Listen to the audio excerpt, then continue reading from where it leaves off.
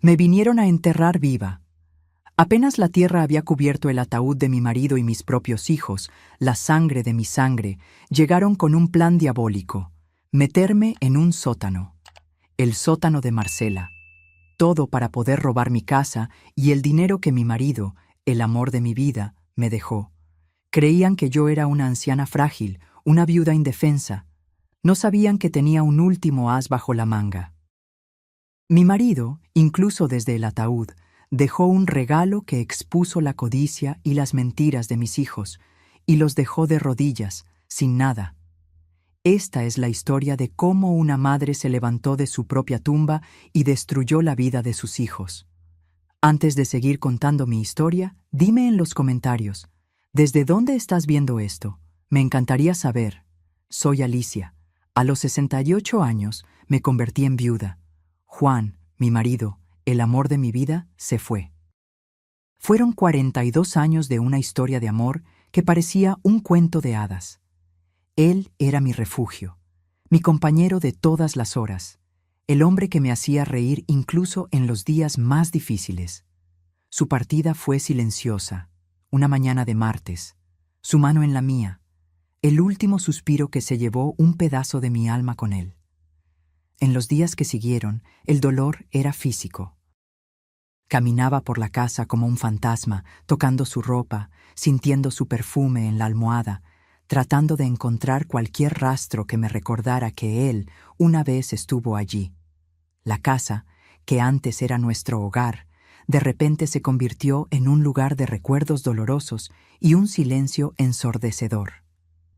Y fue en este momento de fragilidad, de luto, que mis hijos, Carlos y Marcela, decidieron hacer su jugada. Tal vez la codicia estuvo allí todo el tiempo, escondida detrás de sonrisas y abrazos. No lo sé, pero salió a la luz con una fuerza que me dejó sin aliento. No estaban allí para consolarme o ayudarme a superar la pérdida. Estaban allí para ver qué quedaba de mi marido. No puedo decir exactamente cuándo me di cuenta de que mis hijos habían cambiado.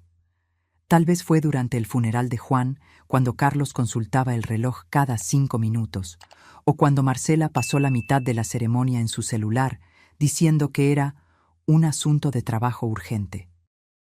42 años de matrimonio terminaron un martes por la mañana, con Juan partiendo silenciosamente mientras yo sostenía su mano. Y ahora estaba allí, sola entre arreglos florales y condolencias vacías. «Mamá, no puedes quedarte en esa casa enorme sola», dijo Carlos por tercera vez esa semana. Siempre era la misma conversación, iniciada con un tono preocupado que pronto se deslizaba hacia la impaciencia. «Estoy bien, hijo». «La casa no se hizo más grande solo porque tu padre se fue», respondí, tratando de terminar el tema mientras recogía las tazas del café que acababa de servir. «No lo entiendes, es mucha responsabilidad. ¿Y con qué te vas a mantener? Papá no dejó... Bueno, ya sabes».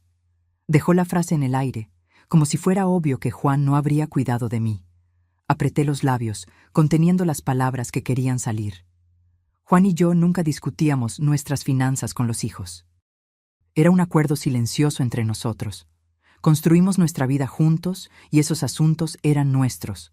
Pero ahora, una semana después del entierro, parecía que Carlos y Marcela tenían absoluta certeza sobre mi situación financiera. Las llamadas se volvieron diarias. Primero era Carlos por la mañana, luego Marcela por la tarde.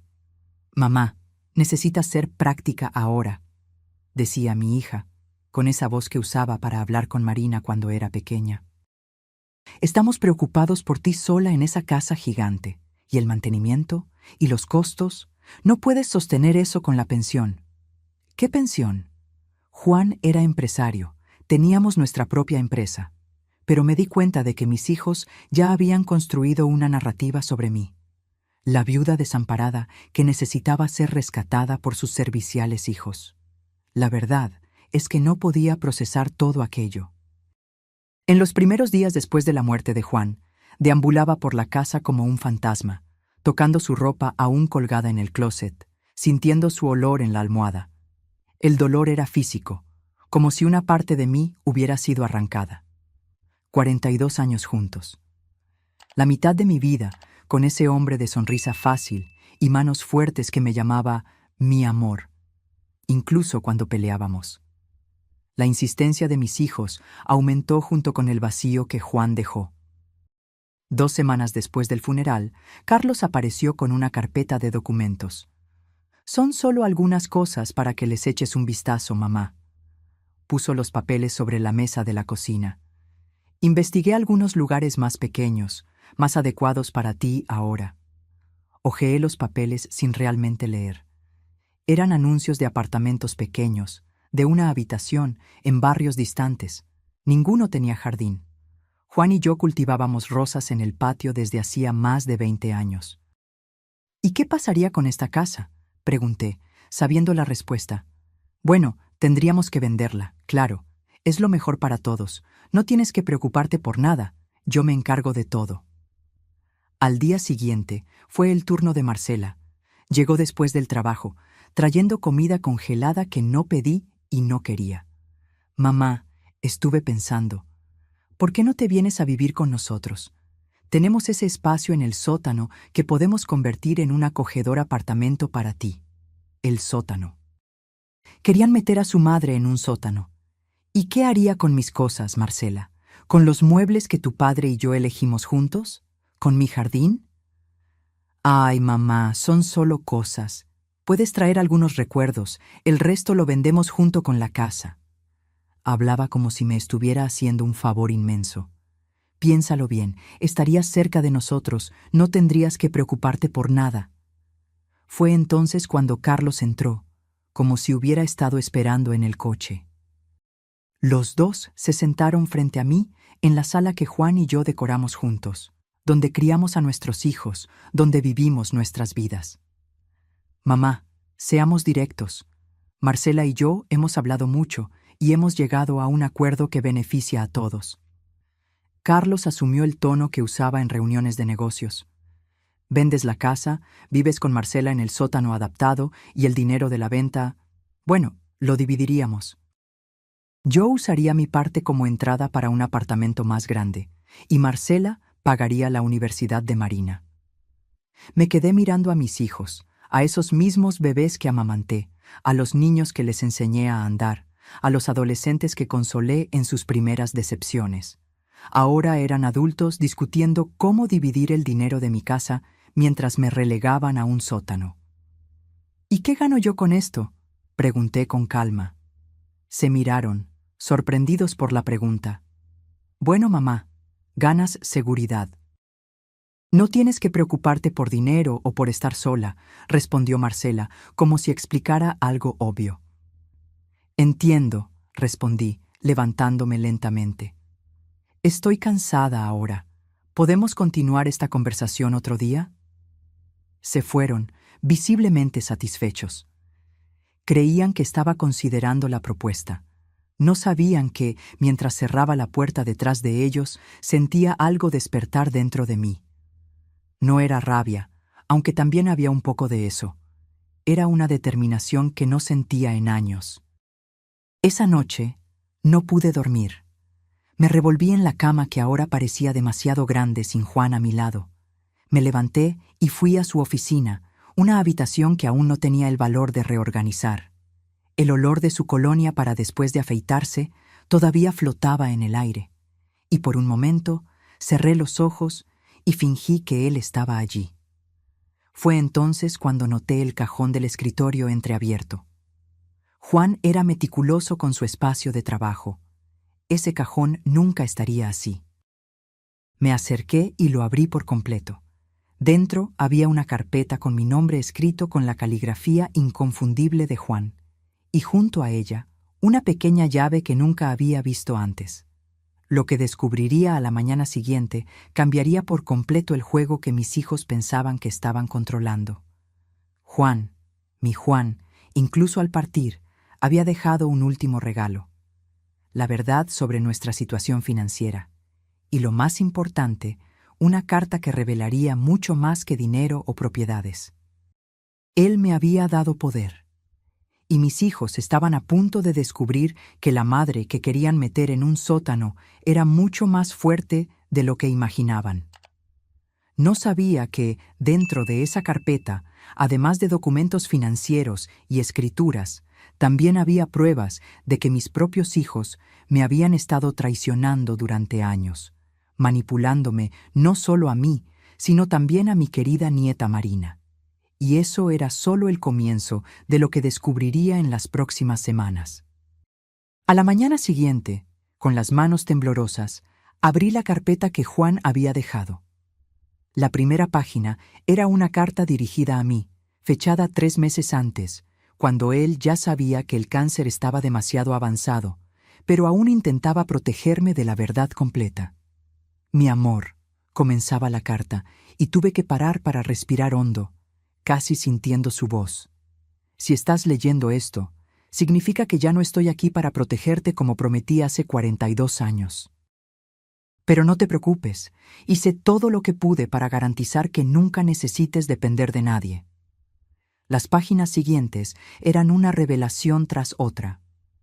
Juan había transferido la casa a mi nombre exclusivo hace 5 años, cuando recibió el primer diagnóstico de cáncer.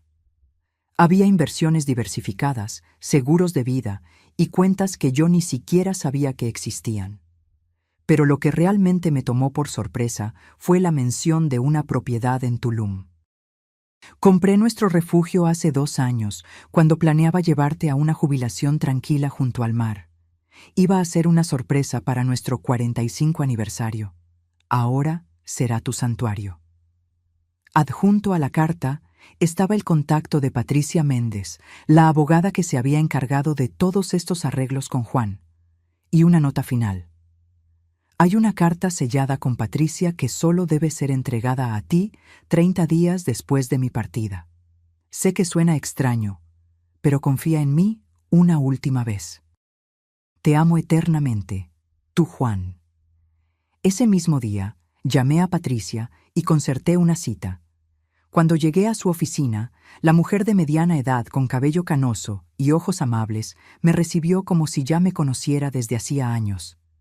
Señora Alicia, su marido hablaba mucho de usted. Era un hombre muy previsor.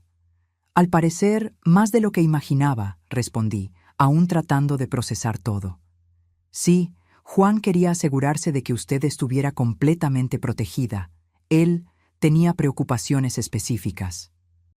¿Qué tipo de preocupaciones? Patricia dudó, ajustándose las gafas. Creo que eso se aclarará en la carta que debo entregar en...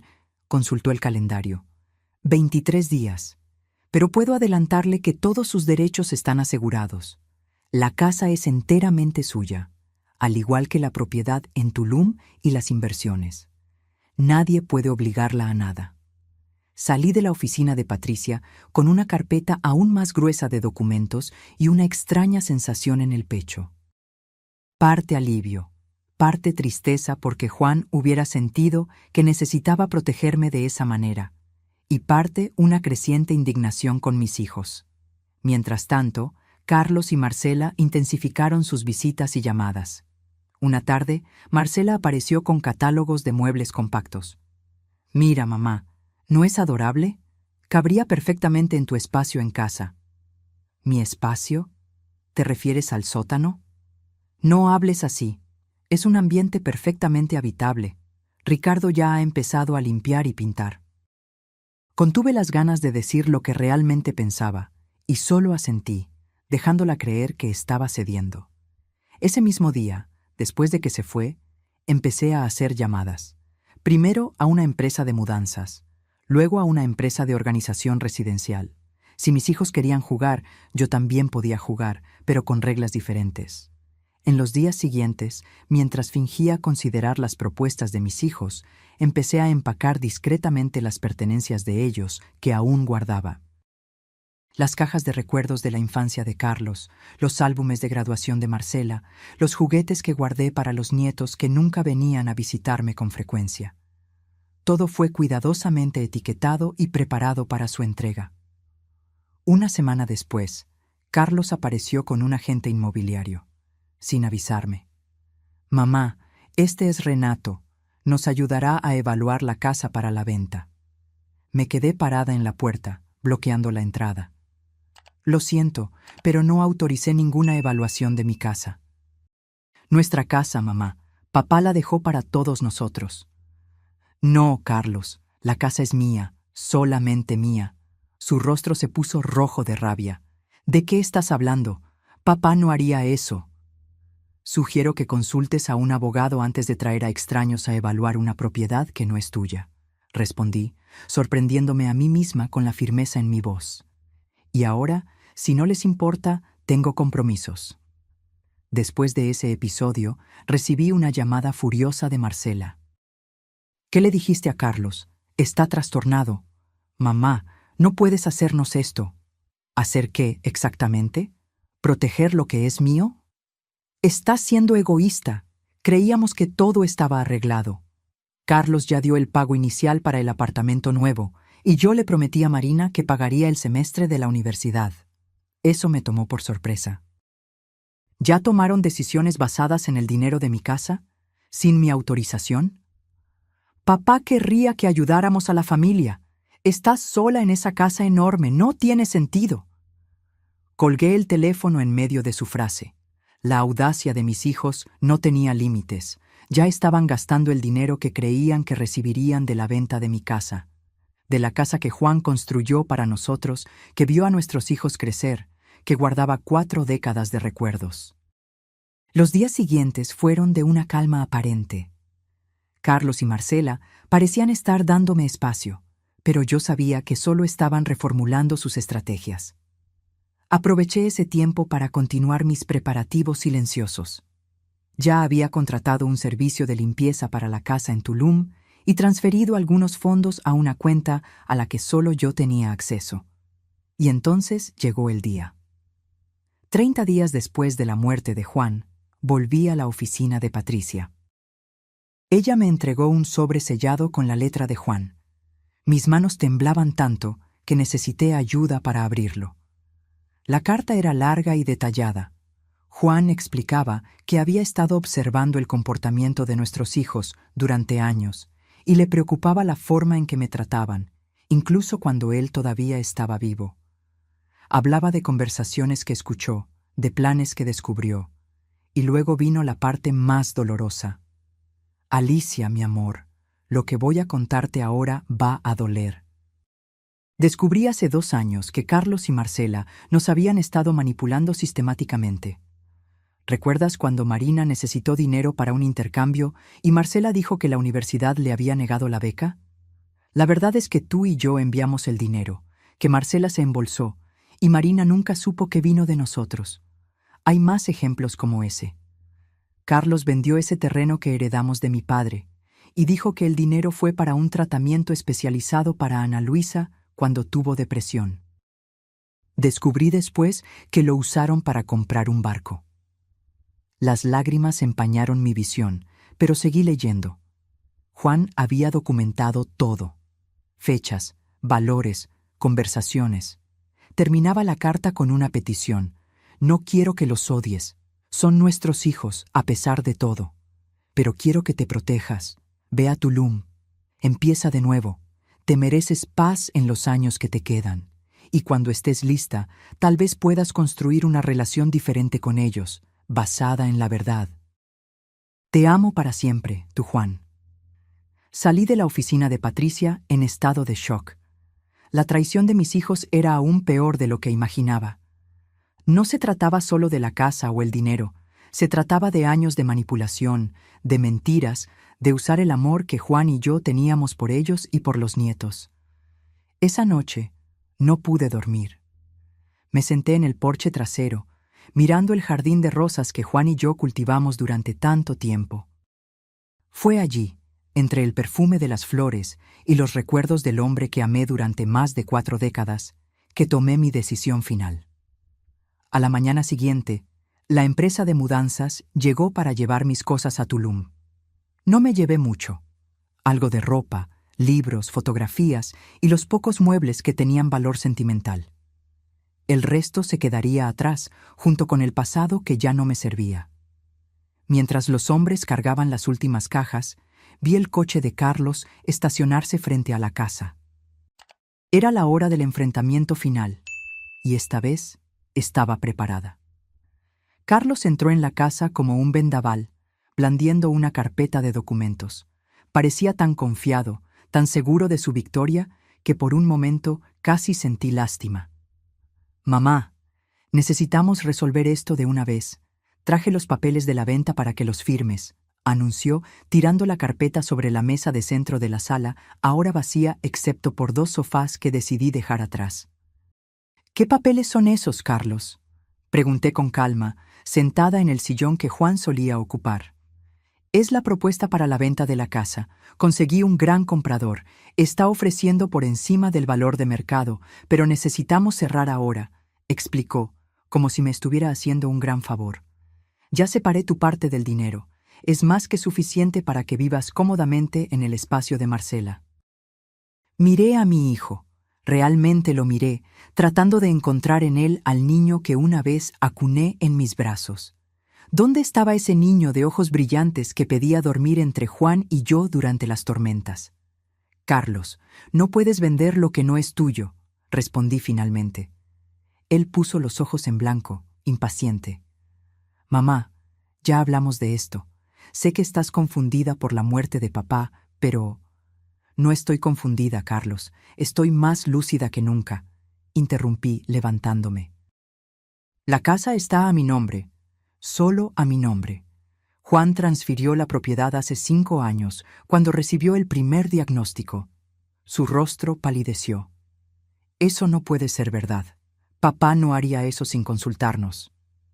Al igual que tú no me consultaste antes de prometer mi dinero para comprar tu nuevo apartamento». El silencio que siguió fue ensordecedor. Carlos parecía un animal acorralado, sus ojos recorriendo la sala, notando por primera vez las cajas apiladas, los espacios vacíos, donde antes había muebles. ¿Qué estás haciendo?»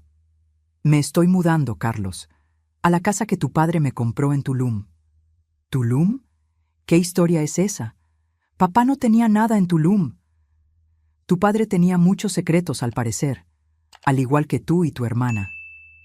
En ese momento sonó el timbre. Era Marcela, obviamente alertada por Carlos de alguna manera. Entró como un huracán, con el rostro contraído por la rabia. «Mamá, ¿qué locura es esta? Carlos acaba de llamarme diciendo que estás inventando historias sobre papá y mudándote». «No son historias, Marcela. Son hechos. Hechos que tu padre documentó cuidadosamente en los últimos años». Cogí la carta de Juan y algunos de los documentos que él había dejado. Se los extendí a mis hijos, que miraban con una mezcla de confusión y pavor. «Lean. Tal vez aprendan algo sobre el hombre que llamaban padre». Mientras leían, vi cómo sus expresiones cambiaban. La arrogancia daba paso al shock, luego a la vergüenza y finalmente a la rabia, no dirigida a mí, sino a sí mismos por haber sido descubiertos.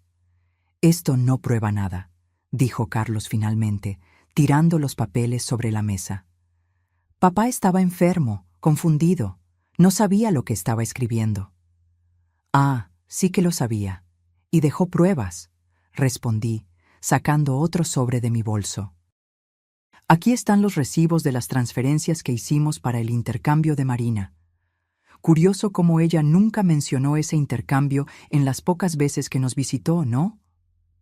Marcela palideció. «No entiendes. Marina necesitaba...» «No mientas más, Marcela. Juan descubrió todo.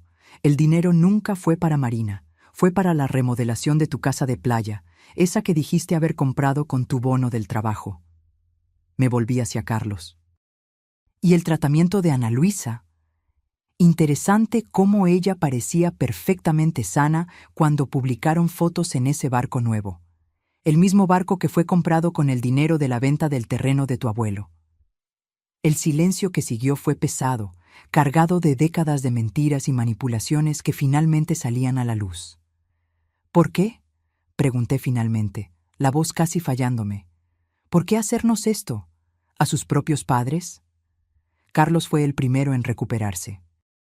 «Ustedes siempre tuvieron todo, la casa, el dinero, la empresa, ¿Y nosotros? ¿Qué nos quedaba a nosotros? Todo, Carlos. Todo lo que construimos era para ustedes algún día. Pero no podían esperar, ¿verdad? Tenían que tomar, mentir, traicionar. Marcela empezó a llorar, grandes lágrimas de cocodrilo que yo conocía demasiado bien. Mamá, no es justo. Nunca entendieron nuestras necesidades. ¿Y ahora vas a huir a Tulum y dejarnos sin nada? Fue entonces cuando sentí una extraña calma envolverme. El último vestigio de culpa o duda se disipó, reemplazado por una certeza inquebrantable. Estoy dejando para ustedes exactamente lo que merecen, respondí, caminando hacia la puerta de entrada. Las cajas en el almacén contienen sus pertenencias de la infancia y la adolescencia. Pensé que tal vez querrían guardarlas. En cuanto al resto, la casa sigue siendo mía. No la voy a vender, al menos no por ahora. Pueden seguir viviendo donde están, con el dinero que tienen. Esto es ridículo, explotó Carlos. No puedes simplemente irte. Sí puedo, y lo haré. La empresa de mudanzas ya se llevó mis cosas esta mañana. Estoy de partida ahora. ¿Y qué le decimos a Marina? ¿A Ana Luisa? Preguntó Marcela, desesperada. La verdad, tal vez, sería un cambio interesante para ustedes. Cogí mi bolso y la pequeña maleta que había separado para el viaje. Cuando abrí la puerta, un taxi ya me esperaba en la acera. Ustedes son mis hijos, y a pesar de todo, todavía los amo, dije, volviéndome una última vez. Pero ya no confío en ustedes. Tal vez algún día eso pueda cambiar. Por ahora necesito distancia. Los dejé allí, parados en medio de la sala vacía, rodeados por los escombros de sus propias mentiras. El conductor del taxi puso mi maleta en el maletero y me abrió la puerta. ¿A la estación de autobuses, señora? Sí, por favor. Tomo el autobús de las 2 para Tulum. Mientras el coche se alejaba, miré por la ventana trasera la casa que había sido mi hogar durante tanto tiempo. No sentía tristeza, solo una extraña sensación de liberación. Juan me había dado un último regalo, la verdad y la oportunidad de un nuevo comienzo. El viaje a Tulum fue largo, pero tranquilo. Observé por la ventana del autobús los paisajes cambiando, lo urbano dando paso a lo verde, las montañas acercándose y, finalmente, el destello del mar. Cuando bajé en la pequeña y acogedora estación de autobuses, el aire salado me recibió como un abrazo. Un conductor local ya me esperaba, contratado por la empresa que había limpiado la casa. Durante el trayecto, habló animadamente sobre la ciudad, los restaurantes, las fiestas locales. Era como si me estuviera dando la bienvenida a un mundo completamente nuevo. Cuando finalmente llegamos a la propiedad, el sol comenzaba a ponerse, pintando el cielo con tonos de naranja y rosa. La casa estaba en una suave colina, con vista al mar. Era más pequeña que nuestra casa en la ciudad, pero infinitamente más bonita. Una construcción colonial conservada, con grandes ventanas, un jardín florido y un porche que rodeaba toda la estructura. En la puerta, una señora de cabello blanco y sonrisa cálida me esperaba. «Doña Alicia, soy María, me encargué de la limpieza y organización, como pidió el señor Juan». «¿El señor Juan? ¿Conoció a mi marido?» «Sí, venía siempre que podía, supervisando las reformas, eligiendo los muebles. Decía que todo era para sorprender a su esposa en el aniversario de bodas. Qué pena que él...» Ella no completó la frase, pero no era necesario. Entramos juntas en la casa, y cada detalle mostraba el cuidado de Juan. Los muebles de madera clara, las cortinas ligeras que bailaban con la brisa del mar, los cuadros de paisajes marinos que él sabía que me encantaban. En el dormitorio principal, sobre la cómoda, había una foto nuestra, tomada hace muchos años, cuando aún éramos jóvenes. Al lado, una nota simple. «Bienvenida a nuestro refugio, mi amor. Te amo eternamente, Juan». Las lágrimas que reprimí durante tanto tiempo finalmente brotaron, no de tristeza o rabia, sino de un amor tan profundo que ni la muerte podía disminuir.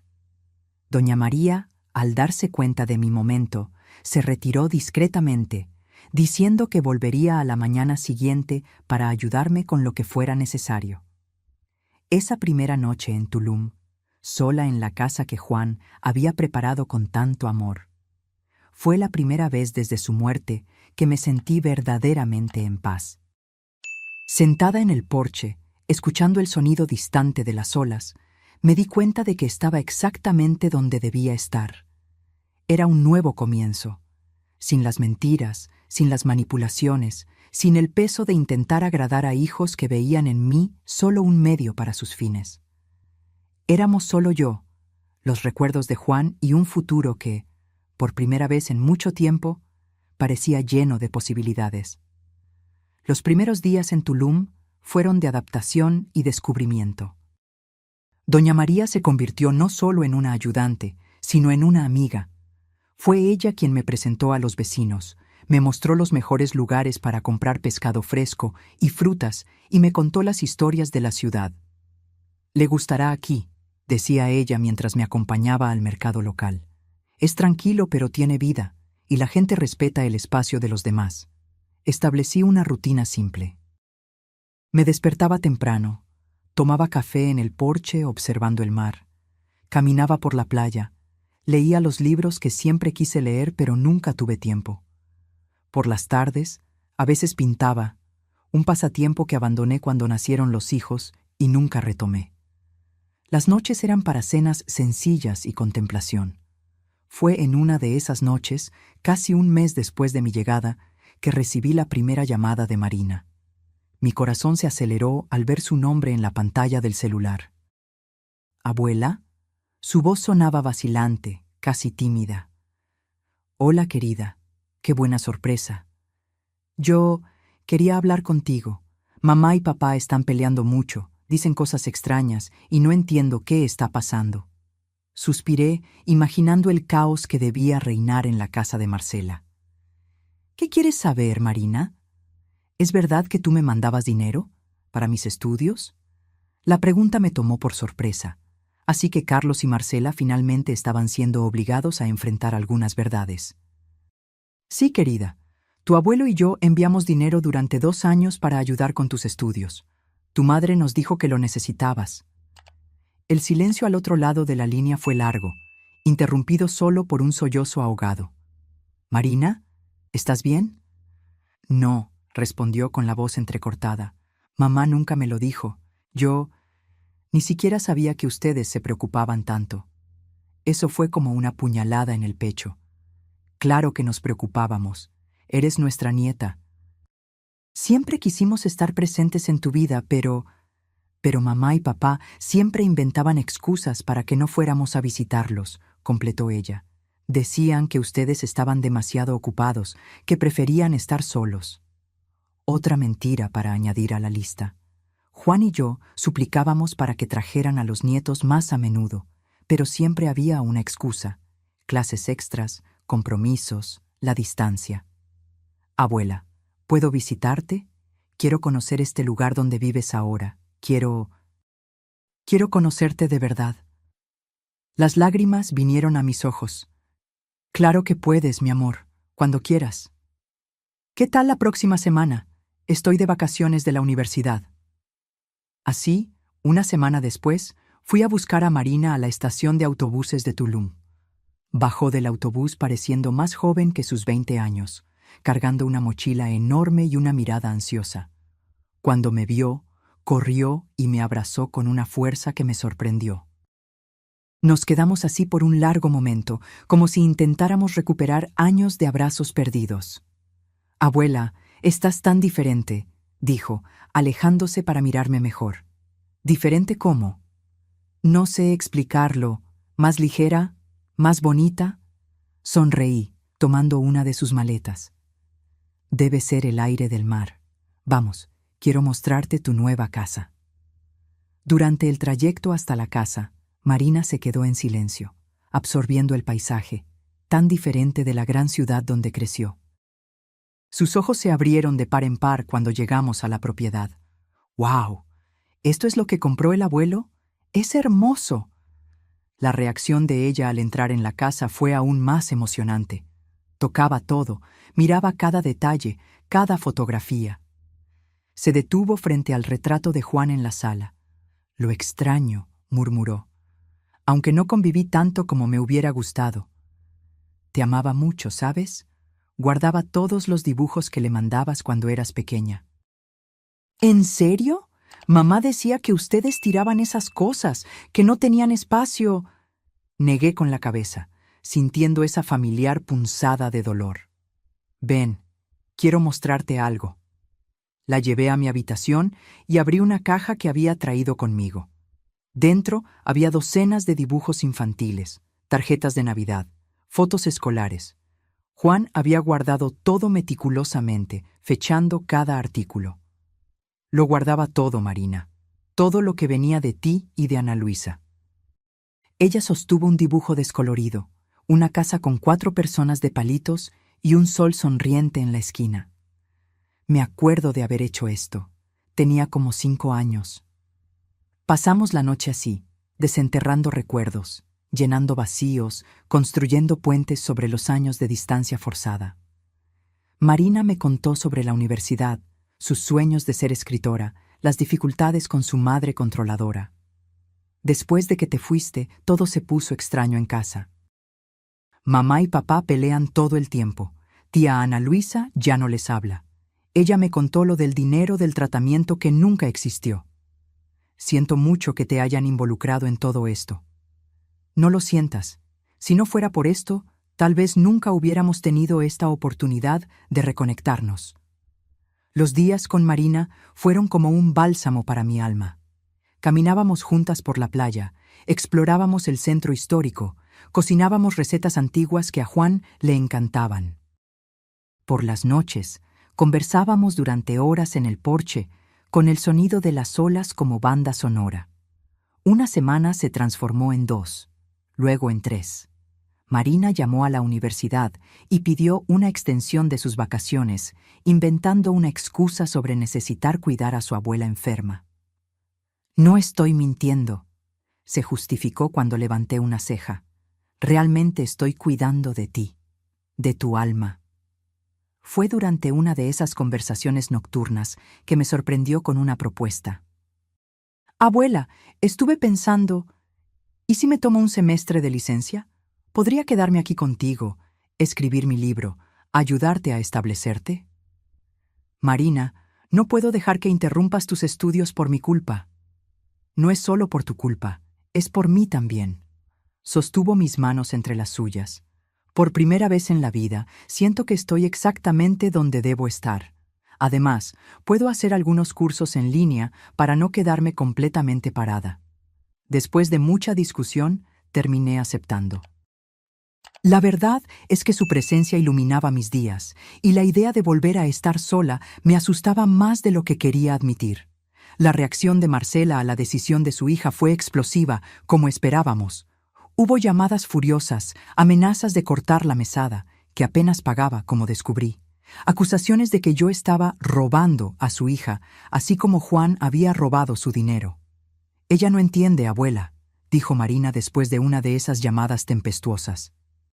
«No puede ver que esto no se trata de ella. Se trata de nosotras, de reconstruir algo que ellos nunca nos permitieron tener».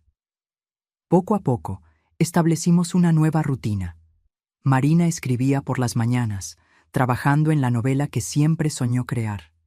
Yo pintaba o cuidaba del pequeño jardín que empecé a cultivar. Por las tardes, a veces dábamos clases de inglés a niños locales, una idea de Marina para integrarnos a la comunidad. Fue en una de esas tardes, mientras volvíamos de la clase, que encontramos a Carlos parado frente a nuestra casa. Mi corazón se heló al verlo allí, como un recuerdo no deseado del pasado que intentaba dejar atrás. «¿Qué haces aquí?», preguntó Marina, colocándose instintivamente entre yo y su tío. «Vine a ver a mi madre y a mi sobrina rebelde». Parecía cansado, abatido, muy diferente del hombre confiado que intentó obligarme a vender la casa meses atrás. «Está todo bien, Marina», dije, tocando su hombro. «¿Por qué no entramos? Doña María debe haber dejado café listo». La conversación que siguió fue tensa, cargada de palabras no dichas y resentimientos antiguos. Carlos intentó explicar sus acciones. Habló de presiones financieras, de expectativas no cumplidas, de celos de la relación que Juan y yo teníamos. No estoy pidiendo perdón, dijo él finalmente. Sé que lo que hicimos fue imperdonable. Solo quería que supieras que Ana Luisa ya no me habla. Marcela y yo apenas nos hablamos. Todo se desmoronó. Lo siento por eso, Carlos. De verdad lo siento, pero no puedo arreglar lo que ustedes mismos destruyeron. Él asintió, resignado. Lo sé, solo quería ver con mis propios ojos si estabas bien. Y por lo que veo, estás mejor que nunca. Cuando se levantó para irse, dudé por un momento y luego pregunté, ¿cómo está Ana Luisa? Una pequeña sonrisa apareció en sus labios. Está bien. Se mudó a la casa de su madre, se llevó a los niños, dijo que no quiere que crezcan pensando que mentir y manipular es normal. Ella siempre fue más sensata que tú, comenté, sintiendo una punzada de orgullo por mi nuera. Carlos miró a Marina, que observaba todo en silencio. Cuida de tu abuela. Ella merece a alguien que realmente se preocupe. Después de su partida, Marina y yo nos quedamos en silencio por un largo tiempo, procesando lo que había sucedido. ¿Crees que algún día podrás perdonarlos?, preguntó ella finalmente.